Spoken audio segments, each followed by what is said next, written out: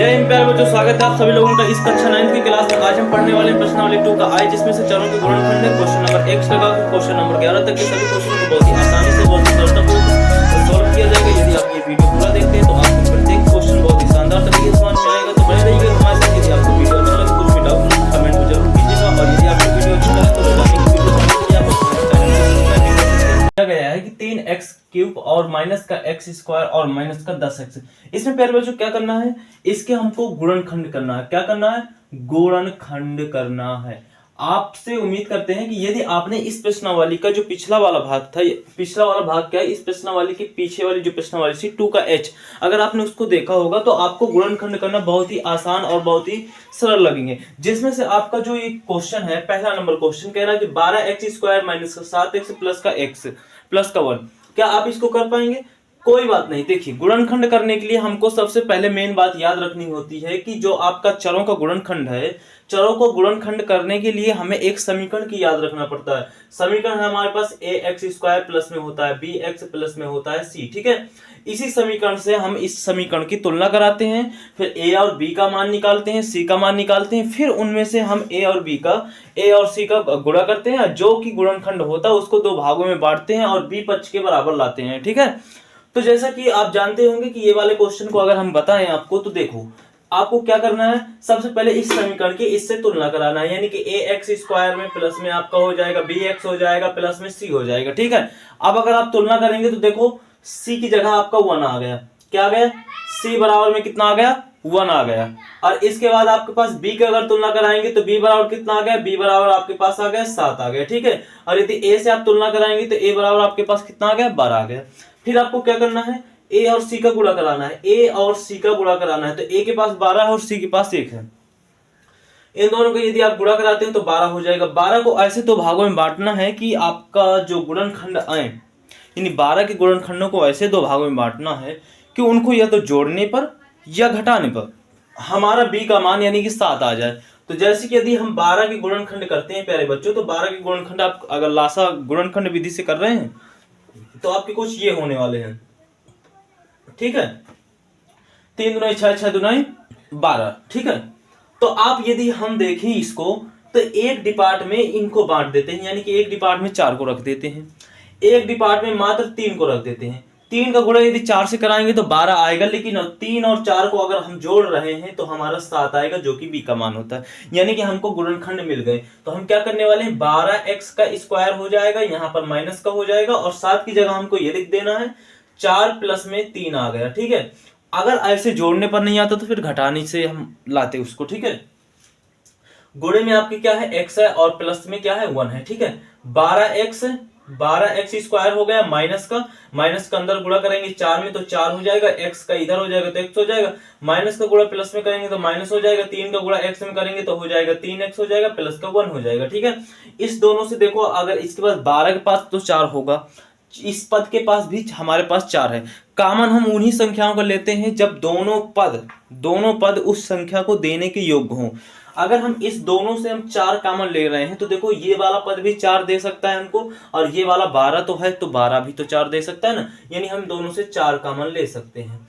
इसके साथ साथ हम इसमें x² है, इसमें 1x है, यानी कि अगर दोनों से अगर हम x की पावर 1 यानी कि बोल सकते हैं कि x है, अगर कॉमन लेते हैं तो इसके पास भी 1x है। हालांकि इसके पास तो x की पावर 2 यानी कि x2 है, लेकिन हम 1x की पावर इससे भी ले सकते हैं और ये भी देने योग्य है, तो हम इन दोनों से ले लेंगे। तो अब इसके पास 3 बचा और 1 पावर वाला x बचा, और यहाँ पर माइनस का 4 तो हमने ले ही लिया था तो कुछ नहीं बचा, x भी ले लिया था तो वो भी नहीं बचा, तो यहाँ पर 1 के अलावा और कुछ नहीं बचेगा, ठीक है। अब प्यारे बच्चों, अब आगे ये वाले 2 पद हैं, तो इन 2 पदों को क्या करने वाले हैं, 2 पदों में से देखो ये वाला पद माइनस का था, ये वाला पद प्लस का था, ठीक है। अगर इन दोनों पदों में देखें तो ये वाला प्लस आपका प्लस का है, जो कि माइनस का होना चाहिए, और पहला पद इसमें प्लस का है, जो कोई इसमें पहला पद आपका माइनस का है, ठीक है। तो हम क्या करने वाले हैं, माइनस अगर कॉमन लेंगे तो ये वाला प्लस आपका ये वाला पद प्लस का बन जाएगा, और ये वाला पद क्या हो जाएगा, माइनस का बन जाएगा, ठीक है। और इससे हमें दूसरा और कोई कॉमन मिल नहीं रहा है, तो हम एक ही कॉमन ले लेते हैं। तो यहाँ पर 3x क्या हो गया, प्लस का हो गया, और यहाँ पर 3x आपका क्या हो गया, प्लस का हो गया, और ये आपका हो गया माइनस का हो गया, ठीक है। ये आपका x लिखा है, ठीक है। अब क्या हो गया, ये अगर दोनों कोष्टक सेम है प्यारे बच्चों तो आपने यानी गुणनखंड एकदम सही किया, वरना आपके गुणनखंड गलत है। अब किसी एक कोष्टक को ले लीजिए, 3x माइनस का 1 ले लीजिए और दूसरे कोष्टक में आपको कॉमन ली हुई संख्याओं को यानी कि 4x और माइनस का 1 ले लीजिए, यही आपके गुणनखंड हो जाएंगे। सेम टू सेम आपका दूसरा नंबर क्वेश्चन है, इसमें आपको एक पद एक्स्ट्रा में करना है। देखिए अगर देखें हम इस समीकरण से अगर तुलना करें तो इसमें जो सी का पद है, क्या इसमें सी के पद में इतना ध्यान रखना है आपको कि सी के पद में कोशिश करना है कि सी के पद में हमारा कोई चर संख्या नहीं होनी चाहिए, कोई चर संख्या ना हो, कोशिश हमको ये करना है। तो इसमें सी के पद में तो ये चर संख्या है, हम कोशिश करना चाहेंगे कि क्या ये सी के पद से चर की संख्या हटाई जा सकती। तो हमने देखा कि इसमें x की पावर 3, x की पावर 2, x की पावर 1, इन तीनों से हम x की पावर 1 कॉमन ले सकते हैं। क्या कर सकते हैं, इन तीनों से हम x की पावर 1 क्या है कॉमन ले सकते हैं। तो यहाँ पर 3x स्क्वायर बचा, यहाँ पर 1x बचा, वो भी माइनस का बचेगा, प्लस का नहीं, माइनस का बचा, ठीक है, और यहाँ पर तो 10 बच गया। अब देखो कॉमन लेने के बाद हमारा क्या हुआ, इधर से c से हमारा जो चर था वो खत्म हो गया, ठीक है। अब हमको क्या करना है, x को बेचारे को एक तरफ रख के रहने दो। इस समीकरण से हमको क्या करना है, इस समीकरण में इसकी तुलना कराना है। तो ax स्क्वायर प्लस में bx हो जाएगा, प्लस में क्या हो जाएगा, c हो जाएगा। देखो अगर c से तुलना कराते हैं तो इस बार हमारे पास c वाला जो पद आ गया वो आ गया हमारे पास 10 आ गया। b का जो पद आएगा, अब देखो b का पद क्या होता है, चर के गुणांक में, अर्थात जो चर होगा यहाँ पर उसके जो गुणे में रखा होता है वही होता है आपका b का मान। तो यहाँ पर इस x के गुणे में तो कुछ नहीं रखा, एक के अलावा एक ही रखा है गुणे में, ठीक है। तो इसलिए हमारे पास b का जो मान होगा, b का मान क्या होगा, 1 होगा, ठीक है। और a का मान क्या होगा, a का मान यहाँ पर हमारे पास आ जाएगा 3। अब हम क्या करने वाले, a और c का गुणा करा देंगे। तो a का मान 3 है और c का मान 10 है, तो अगर गुणा कराएंगे तो हमारे पास आ जाएगा 30 आ जाएगा, ठीक है। 30 के ऐसे गुणनखंड कराने हैं कि या तो जोड़ने पर या तो घटाने पर हमारा b का मान यानी कि 1 आ जाए। तो 30 के यदि गुणनखंड कराएंगे प्यारे बच्चों, तो 30 के गुणनखंड अगर करा रहे हैं आप, गुणनखंड ऐसे करा लीजिए, 2 से कराएंगे 15 कटेगा, यहाँ से 3 से कराएंगे तो 3 5 15 हो जाएगा, 5 से कराएंगे तो 1 हो जाएगा, ठीक है। तो यानी कि इसके हमारे पास गुणनखंड आ गए 2 गुणे में 3 गुणे में 5 आ गए, ठीक है। हमारे गुणनखंड आ गए तो हमको इसको 2 डिपार्टों में चेंज करना है। पहला तो हम कोशिश करते हैं कि एक डिपार्ट में हम 3 और 2 को रख देते हैं। तो 3 2 को अगर रखेंगे तो यानी कि ये डिपार्ट हो जाएगा हमारा 6 का, 3 दूना 6, और एक डिपार्ट में हमने 5 को रख दिया। अब देखते हैं पहले बच्चों, एक डिपार्ट में हमने किसको रख दिया, 5 को रख दिया। अगर हम देखें तो 5 अगर 6 को जोड़ते हैं तो 11 आता है, और 5 और 6 का गुणा कराते हैं तो 30 आता है। यानी कि गुणा कराने में तो ठीक है, लेकिन जोड़ने पर b का मान नहीं आ रहा है, दिक्कत हो रही है। तो हम सोच रहे हैं कि अगर जोड़ नहीं सकते तो एक बार घटा करके देख लेते हैं शायद, क्योंकि हमारे पास ऑप्शन 2 होता है, तो जोड़ने का या तो घटाने का। तो अगर हम 6 में, क्योंकि प्लस का 1 लाना है ना, तो अगर 6 में हम, क्योंकि बड़ी संख्या में ही तो छोटी संख्या को घटाएंगे तभी तो प्लस का चिन्ह आएगा। तो 6 में यदि हम 5 को घटा दें तो 1 आ जाएगा, और गुणा करा दें 6 और 5 का तो 30 आ जाएगा। यानी कि एकदम हमारे पास फिट डिपार्ट मिले हैं हमको। यानी कि हम ऐसे कर देंगे, यानी कि हमारे पास x बेचारा बाहर रहेगा और यहाँ पर क्या हो जाएगा, 3x स्क्वायर हो जाएगा, और इधर हो जाएगा, इधर क्या हो जाएगा, 6 हो जाएगा, माइनस का 5 हो जाएगा, यहाँ पर x है और यहाँ पर माइनस का क्या हो जाएगा, 10 हो जाएगा, ठीक है। अब हमको क्या करने वाले हैं, इसमें से क्या करने वाले हैं, 3x स्क्वायर हो जाएगा, माइनस का अंदर गुणा कराएंगे तो माइनस का 6, x का भी गुणा होगा तो 6 हो जाएगा, माइनस माइनस का गुणा हो जाएगा तो यहाँ पर प्लस हो जाएगा, 5 हो जाएगा, और ये x हो जाएगा, और माइनस का क्या हो जाएगा, 10 हो जाएगा। उम्मीद करता हूँ यही आप यहाँ तक समझ पाए होंगे। और यदि आपको वीडियो पसंद आ रहा है तो वीडियो को जरा सब्सक्राइब कर लीजिए, ताकि ऐसे वीडियो के जो आपके वीडियो है रोजाना के वो आपके पास आ सकें, ठीक है। अब हम चलने वाले हैं आगे। तो यहाँ पर अब हमको वही बात करनी है कि भैया 2 पदों से आप कॉमन लीजिए, एक बार लाइक भी कर दीजिए। तो 2 पदों से कॉमन लीजिए। तो देखो इसके पास भी 3 है, इसके पास भी 6 है, तो यानी दोनों से हम 3 कॉमन ले सकते हैं, ठीक है। x और x दोनों से ले सकते हैं, ठीक है। अब यहाँ पर क्या बचा, एक ही x बचा, और इधर पर क्या 6 था, 3 ले लिया तो 2 बचेगा, बचेगा कि नहीं बचेगा, 2 बचेगा ना, क्योंकि 2 बच गया। और यहाँ पर एक x था जिसको हमने कॉमन ले लिया तो कुछ ना बचा, ठीक है।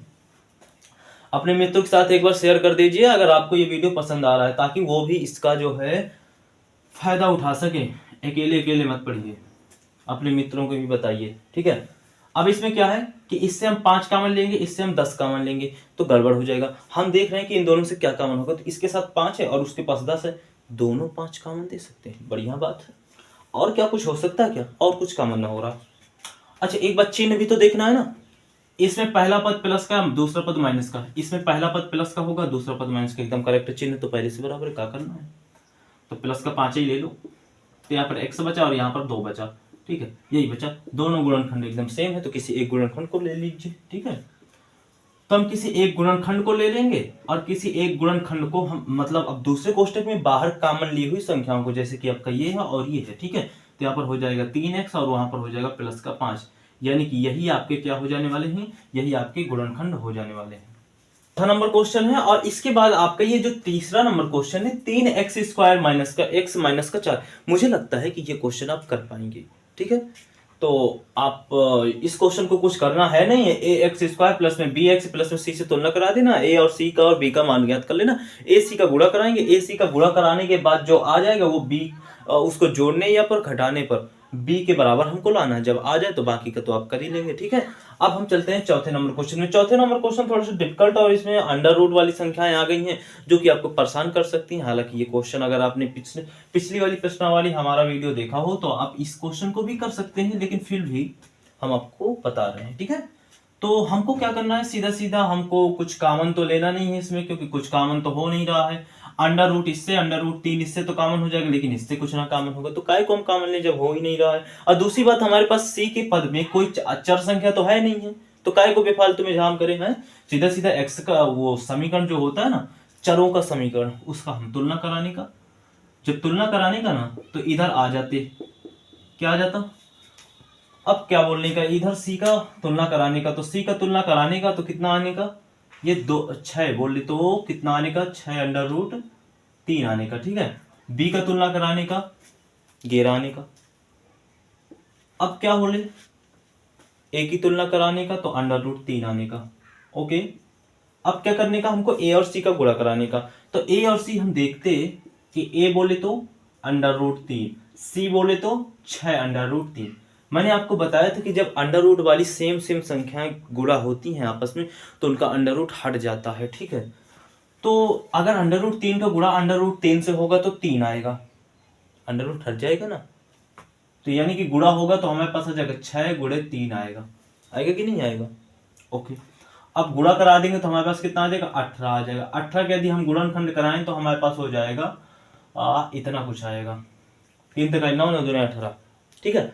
अब इसमें से ऐसे दो डिपार्टों में इसको चेंज करना है जिससे हमारा जोड़ने पर या फिर घटाने पर b का मान यानी 11 आ जाए। तो देखते हैं, पहले डिपार्ट में हम सोच रहे हैं कि 2 रख देते हैं, दूसरे डिपार्ट में हम सोच रहे हैं कि 3 तकाई 9 यानी कि 9 रख देते हैं।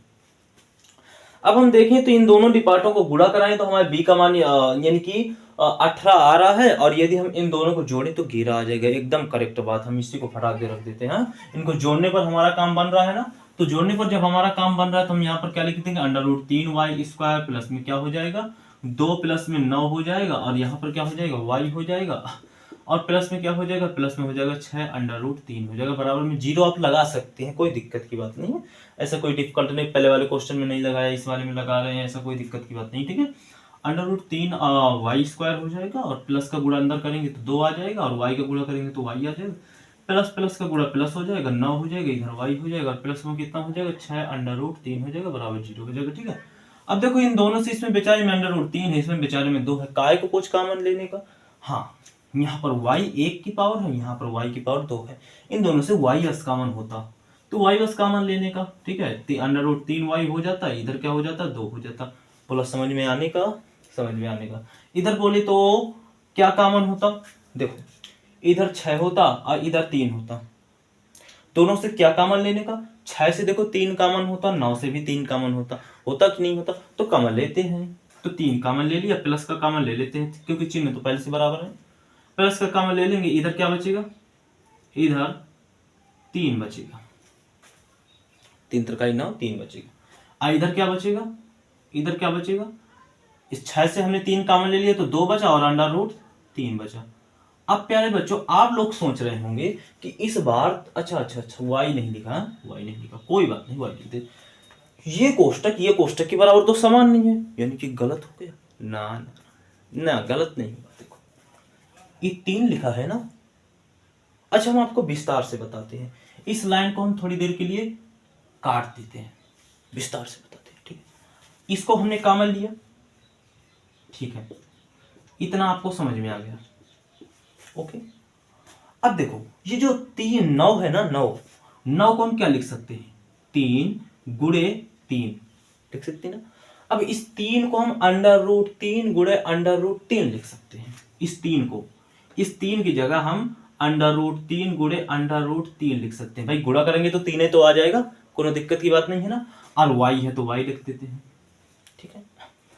अब प्लस में क्या है, 6 को हम क्या लिख सकते हैं, 2 गुणे 3 लिख सकते हैं। गुणे में आपके √3 है, ठीक है, बराबर में 0 है। क्या है तो कोई दिक्कत है ना भाई, ना कोई दिक्कत ना। अगर कोई दिक्कत हो तो कमेंट में बिल्कुल बताना भाई, कमेंट बॉक्स आपके लिए एकदम खाली पड़ा है। अब इन दोनों से देखो 3 भी कॉमन हो रहा है, √3 भी कॉमन हो रहा है। उस बार हमने √3 कॉमन नहीं लिया था, तो इसलिए आपको लग रहा था, नहीं तो हम कॉमन लेते तो वो बार, लेकिन हम इधर डायरेक्ट कॉमन लेते हैं ना तो आपको समझ में ना आता। अब इसके बाद इधर क्या बचा, इधर एक √3 और इधर 3 कॉमन हो गए तो मात्र एक √3 बचा और y बचा। इधर से हमने 3 कॉमन ले लिया, √ भी कॉमन ले लिया तो मात्र 2 बचा आपके पास, ठीक है। अब ये दोनों कोष्टक क्या है, समान है, बराबर में आप 0 लगा सकते हैं, नहीं लगाना तो ना लगाइए, ठीक है।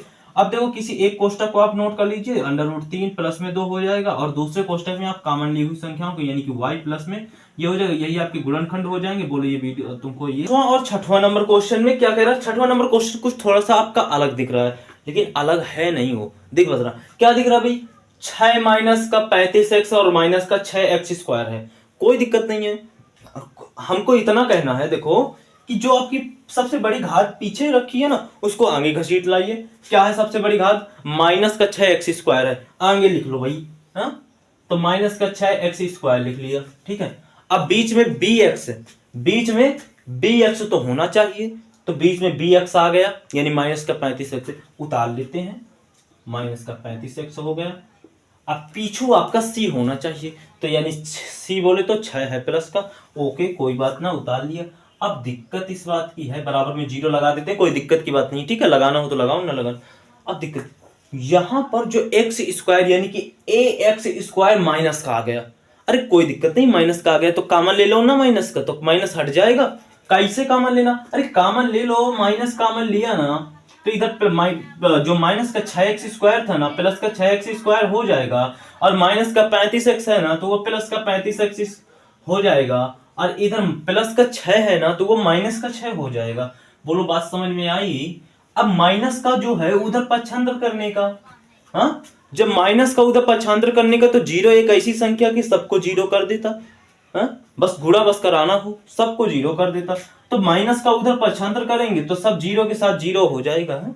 तो आपके पास से बच जाएगा x², ये प्लस का 35x हो जाएगा, 1 मिनट ये आपका इतना आ जाएगा। बोलो अब ना कर पाओगे, कर लोगे। ये थोड़ा डिफिकल्ट है देखो, लेकिन कोई दिक्कत की बात नहीं है। देखो इसमें करना क्या है, a + b का होल स्क्वायर को हम पूरा x² मान लेता। अब इधर क्या करने का, इधर a + b को हम क्या मान लेते, x मान लेते। अब x ये, अब इस पे स्क्वायर है, इस पे स्क्वायर नहीं तो काय को क्या करे, हाँ हो गया ना। यानी कि हम इसको पढ़ सकते हैं कि 3x² माइनस का 5x और प्लस का 2 पढ़ सकते हैं ना। अब कंफ्यूजन नहीं है ना।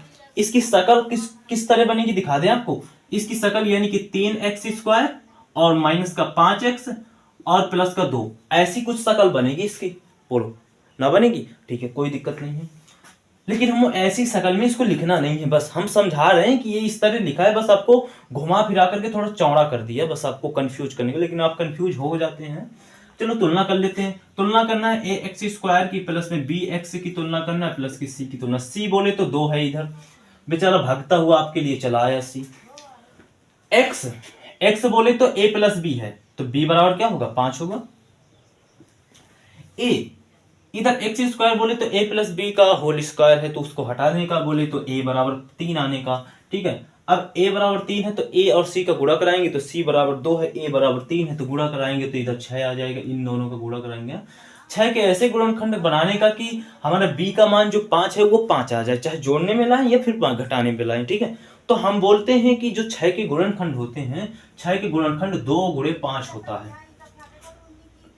अरे गलत हो गया भाई, 3 होता है, ये गड़बड़ बात हो गई है, 3 होता है, हो गया यहाँ तक। तो इसके गुणनखंड इतने हो गए। अब हमको इसको 5 कैसे लाना है, ये समस्या की बात है। तो देखो इन दोनों को, अब ये 2 लोग ही हैं अकेले, तो काय को किस डिपार्ट में बांटना है, ये बेचारे अकेले ये अकेले, तो अगर इन दोनों को हम लें इन दोनों को जोड़ दें तो b का मान आ जाएगा, और यदि इन दोनों को लें और गुणा कर दें तो ac का मान आ जाएगा, यानी a और c का गुणा आ जाएगा। तो बोलो बात सही है, हम रख सकते हैं बिल्कुल। यानी 3 हो जाएगा यहाँ पर a प्लस बी का होल स्क्वायर हो जाएगा, माइनस का उधर हो जाएगा 2 प्लस का 3 की जगह बार बार 5 लिख रहा है, हो गया।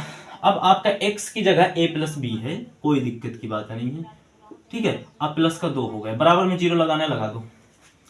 3a प्लस बी का होल स्क्वायर माइनस का गुणा कराएंगे 2 में तो 2 आ जाएगा, और इसका a प्लस बी का, क्योंकि ये गुणे में है ना, तो गुणा कराएंगे तो क्या हो जाएगा a प्लस बी, जैसे आप x का गुणा कराते हैं। अब माइनस का गुणा प्लस में कराएंगे तो माइनस का हो जाएगा, 3 हो जाएगा, उसका गुणा हो जाएगा तो a प्लस बी का हो जाएगा, ठीक है। प्लस में 2 हो जाएगा, बराबर में क्या हो जाएगा 0 हो जाएगा।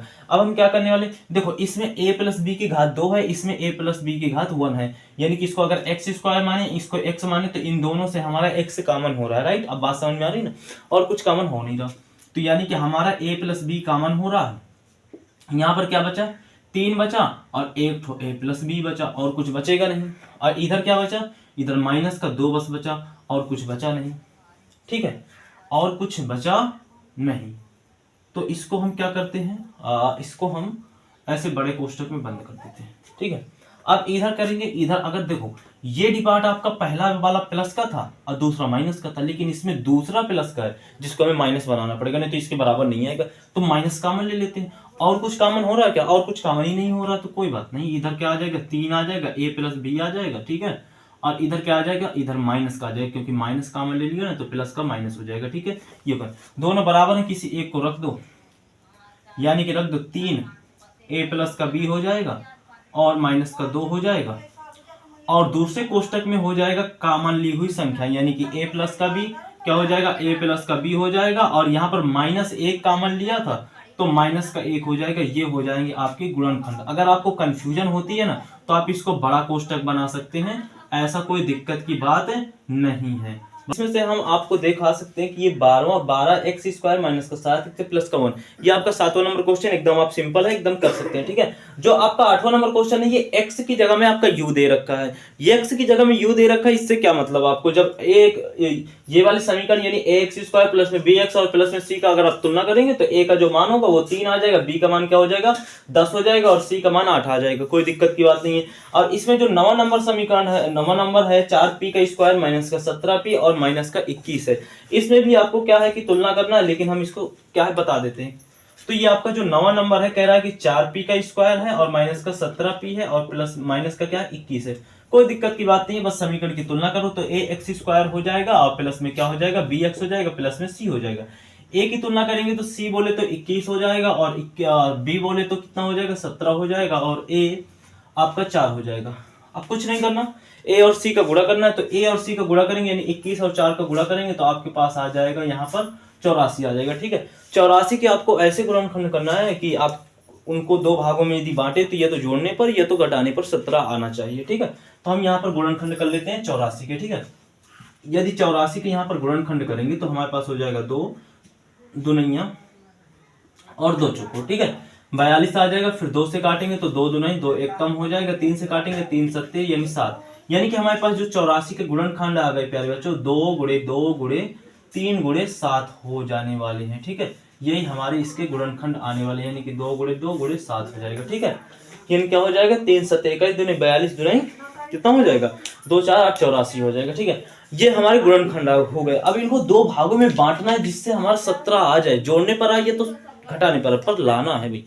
क्या कर सकते हैं, एक हम डिवाइड में कर देते हैं, एक में कर देते हैं 3 दुनाई 6 और 6 दुनाई 12, 12 में यदि 17 को 7 को जोड़ेंगे तो गड़बड़ हो जाएगा। फिर क्या कर सकते हैं, 3 सत्ते 21, और अगर हम 3 सत्ते 21 और 4 में जोड़ ले तो देखो प्यारे बच्चों यहाँ पर बन जाएगा, देखना एक डिपार्ट में हम 3 सत्ते 21 यानी कि 21 को ले लेते हैं, ठीक है। और दूसरे डिपार्ट में हम 2 दुनिया 4 यानी को 4 को ले लेते हैं, और यदि हम 21 में 4 को घटाएंगे तो हमारे पास कितना आ जाएगा 17 आ जाएगा, 17 आ जाएगा कि नहीं आ जाएगा। और यदि हम 21 और 4 का गुणा कराएंगे तो हमारे पास 84 आ जाएगा, एकदम करेक्ट है। तो क्या रखने वाले हैं, क्या होगा 4p का स्क्वायर हो जाएगा माइनस का इधर क्या हो जाएगा 21 माइनस का हो जाएगा 4, और यहाँ पर क्या हो जाएगा, p हो जाएगा माइनस का 21 हो जाएगा। ठीक है, यहाँ पर क्या हो जाएगा, 4p का स्क्वायर हो जाएगा माइनस का क्या हो जाएगा, माइनस का 21। और इसके बाद यहाँ पर p का यदि आप गुणा कराएंगे तो यहाँ पर p हो जाएगा। फिर इसके बाद क्या करना है, इसके बाद आपको माइनस का गुणा माइनस में कराएंगे तो क्या हो जाने वाला है, प्लस का हो जाने वाला है। और यहाँ पर 4p हो जाएगा और माइनस का हो जाएगा 21 हो जाएगा। ठीक है, इन दोनों से आप 21 है, इधर 4 है, तो ऐसा कोई कॉमन होने वाला नहीं है। फिर क्या है कि इधर p है और इधर p स्क्वायर है, तो यानी कि दोनों से हम p कॉमन ले सकते हैं, तो यानी हो जाएगा यहाँ पर 4p हो जाएगा माइनस का क्या हो जाएगा आपके पास 21 हो जाएगा। और इधर भी आपका क्या होने वाला है, इधर कुछ कॉमन हो नहीं रहा तो एक ही कॉमन ले लेते हैं, प्लस का एक ही कॉमन ले लेते हैं, क्योंकि पहले से चिन्ह आपके देखो संतुलित है। ये दूसरा पक्ष इसका माइनस का है तो इसका भी दूसरा पक्ष माइनस का, इसका पहला पक्ष प्लस का, पहला पक्ष प्लस का। ठीक है, तो यहाँ पर एक कॉमन ले लेंगे, यहाँ पर हो जाएगा 4p हो जाएगा माइनस का 21 हो जाएगा। ठीक है, दोनों कोष्टक समान है तो किसी एक कोष्टक को ले लीजिए, 4p माइनस का 21 ले लीजिए।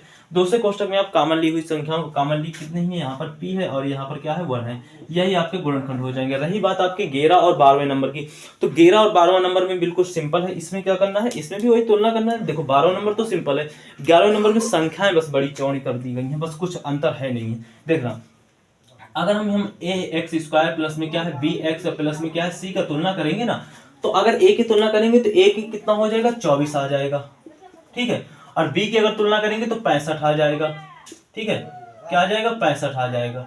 और यदि हम सी की तुलना करेंगे तो हमारे पास कितना हो जाएगा 21 हो जाएगा। फिर क्या है 21 और 24 कितना, 21 और 24 का गुणा करा देना है। तो 21 24 का यदि हम गुणा करा रहे हैं तो हमारे पास 4 और 8 यहाँ पर कितना हो जाएगा 2 हो जाएगा, यहाँ पर कितना हो जाएगा 4 हो जाएगा। तो मिलते हैं प्यारे बच्चों अगले वीडियो में, अगले पार्ट में। इसके जो शेष क्वेश्चन है उसको हम दूसरे पार्ट में समझाएंगे, तो हमारे दूसरे पार्ट को देखना बिल्कुल नहीं भूलेगा। और यदि आपको ये वीडियो अच्छा लगा है तो आप हमारे चैनल को सब्सक्राइब कर सकते हैं, ताकि दूसरा भाग या फिर इसके अलावा और भी जो टॉपिक है उनसे वीडियो आपके पास आते रहे। ठीक है, तो मिलते हैं प्यारे बच्चों, जब तक के लिए जय हिंद जय भारत।